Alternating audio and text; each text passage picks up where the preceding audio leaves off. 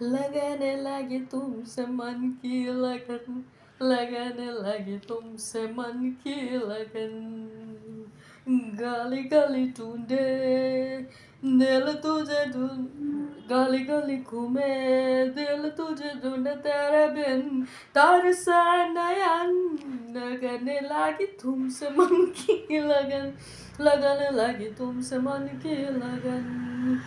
आ, ये वापस यहाँ पे पाओ कुछ ऐसा ऑथेंटिक जैसा चढ़ा के मैं बैठ गई हूँ, ऑथेंटिक नहीं ट्रेडिशनल। मैं बोलने का इंग्लिश का लोचा। ये मैंने आज सुबह में पेपर में पढ़ा कि ये सर्दियों का ये प्रॉब्लम होता है कि ऐसा ये सर पे कुछ ये टोपी वगैरह पहने, तो उसके बाद जब ये स्कूल में जाके स्टूडेंट लोग ये टोपी वगैरह निकालते तो उनके बाल ऐसे एंटेना की तरह खड़े हो जाते तो उसका कोई सॉल्यूशन है। तो मैंने सोचा कि ये मैं छोटे वाले और ये पाप का जो सॉन्ग था ना, ये कुर्ता पाप वाला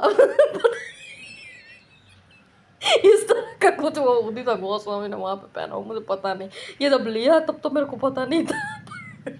पर ये लेने के बाद मेरे को पता चला कि ठीक है भाई, ये एक तरह से है कि पॉलिटिशियंस जो पहनते हैं उस तरह की ये है, पर इसके अलावा ये पाप वाला का कुर्ता। तो कितना दिनों से मेरे को ये सॉन्ग गाना था ये पाप वाला कि गली गली ढूंढे दिल तुझे ढूंढे तेरा बिन तरसे नयन, लगन लगी तुमसे मन की लगन लगन। पाप वाला कुर्ता मैंने बोला कि चलो दुनिया पूरी बोलती है कि शबाना ने बहुत सारे पाप किए और मैंने किए भी हैं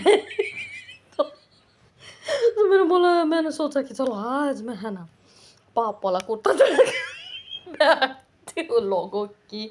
जो ये है कि भाई हम लोगों ने शबाना ये लोगों की तो ठीक, पर इतने सालों से ये मतलब मैंने सोचा अपा मेरे को कल कॉमेडी सूझी कि इतने सालों से मेरे करियर नहीं है बराबर, इतने सालों से मेरा फाइनेंशियल पिक मतलब मेरे अकाउंट में बैंक के अकाउंट में करोड़ों रुपए हैं, पर उसको हैंडलिंग मेरा पहले से ये है कि रुकिए एक एक मिनट कि बैंक के अकाउंट में आपको पता है पर मेरे को बैंक में जाके स्लिप भर के वहाँ पर रुपए निकालना वो भी नहीं आता है। कोई डॉक्यूमेंट कोई दस्तावेज कोई तरह की ये मतलब अपने बोले कि माल मिल्कत या ये शेयर बाज़ार प्रॉपर्टी रियल एस्टेट, तो इस तरह का कोई मुझे नॉलेज नहीं है। मैं सिर्फ ये पढ़ा है फिलोसॉफी मेरा, और ये अलग अलग तरह की वियर्ड पैटर्न्स जिसका कोई काम ना हो ना, इस तरह की एब्स्ट्रैक्ट थियोरीज बस उस पर मेरी मास्टरी है, उसके अलावा दूसरा मेरा कुछ है नहीं। तो मुझे पता है कि मेरे अकाउंट में करोड़ों रुपए है, HDFC को कोई ऐसी बैंक नहीं है या कोई ऐसा शेयर का, मुझे तो एग्जैक्ट ये टर्मिनोलॉजी मेरे देखे कोई इंसान तो पता चले कि ये लड़की का नॉलेज क्या है कि शेयर बाजार ये बीमा LIC पॉलिसी और ये कोटक HDFC ICICI, तो ये इसका एक्सिस कोई ऐसा बैंक नहीं है जिसमें मेरा अकाउंट ना हो, कोई ऐसा ये नहीं है कि पान कार्ड मेरे ना हो मेरा, ये कितने मतलब मुझे टर्म्स नहीं आती। देखिए आप ये किसी को भी पता चल जाए कि ये बैंकिंग और माल मिलकत प्रॉपर्टीज की, इसको ये लड़की को 40 साल की उम्र डॉक्टरी, इसने बोला कि ये डॉक्टरी करती थी और उसकी मंथली इनकम 24 ईयर्स की, वो 24 25 साल की उम्र में इस लड़की की मंथली इनकम 50,000 थी, 50,000, और तब उसने ये करियर अपनी छोड़ दी। तो ये लड़की के अंदर नॉलेज तो होगा ही ना यार, बैंकिंग का नॉलेज होगा उसको, ये कार्स वगैरह चलानी आती होगी, बाइक्स वगैरह चलाती होगी। ये लड़की एकदम ये फास्ट फॉरवर्ड कल्चर की, मतलब पार्टीज कहीं पर भी जाए ना, कोई मेरे फ्रेंड है, मैंने खुद नहीं रखा। आज हाल के तौर पे मेरे फ़ोन में सिर्फ 4 नंबर्स है कि मम्मी पापा, पापा के 2 नंबर्स, 2 सेल नंबर से पापा के 2 सेल्स तो उसके 2 सेल नंबर, मम्मी का नंबर और ब्रो का नंबर, 4 नंबर के अलावा पांचवा नंबर मेरे फ़ोन में नहीं है। हाल हाल के डेट पे कोई फ्रेंड सर्कल है नहीं, मैंने खुद नहीं रखा क्योंकि मेरे को एडजस्ट नहीं होता। मेरी ये है कि मैं फेंक दूँ तो फेंक दूँ, उसके बाद वापस मुड़ के नहीं देखती। तीसरा,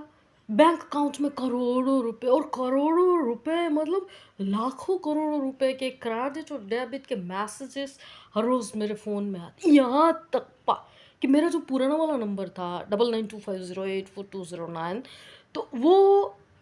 ये अपना घर पे गया, उसके बाद ये दूसरा फ़ोन दिया आपने, भेजा। ये इस फ़ोन का नंबर कौन-सा है ना मेरा खुद का, वो भी मुझे नहीं पता। बोलिए मैंने बोला कि ये कभी मेरा फ़ोन गुम जाए या कोई इंसान मुझे पूछे कि बोलिए मैडम जी, आप बोल रहे हैं कि आपके फ़ोन का नंबर तो ये आपका पार्सल आया है, ये लोग पूछते पार्सल, मेरे को मेरे फ़ोन का नंबर खुद का, मेरा फ़ोन नंबर खुद का नहीं पता। ये मेरे दिमाग में मेरा पुराना वाला पिछला वाला नंबर ही है 9925084209। वो number card SIM card change करके मेरे को ये नया सिम कार्ड वाला फ़ोन आप लोगों ने दिया, फैमिली वालों ने। पर मुझे पता चला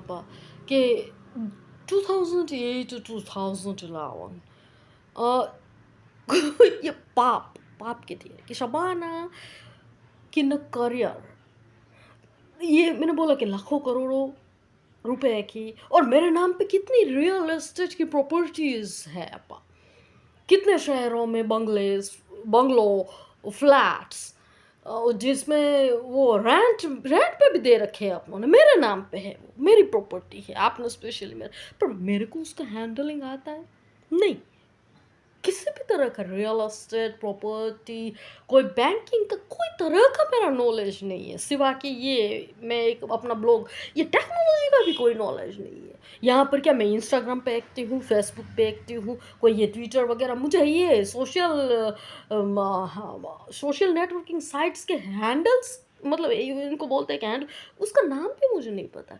इंस्टाग्राम फेसबुक इस तरह के नाम से मैं परिचित हूँ, बाकी दूसरा कोई नाम भी मुझे नहीं पता कि कौन-कौन से नए वाले social account, social networking sites खुले हैं, वो कुछ नहीं पता। सिर्फ ब्लॉग के बारे में मुझे पता है। मुझे पता चला कि इतने सालों से इतनी कोशिशें, और एक्टिव क्यों थी मैं ब्लॉग पर,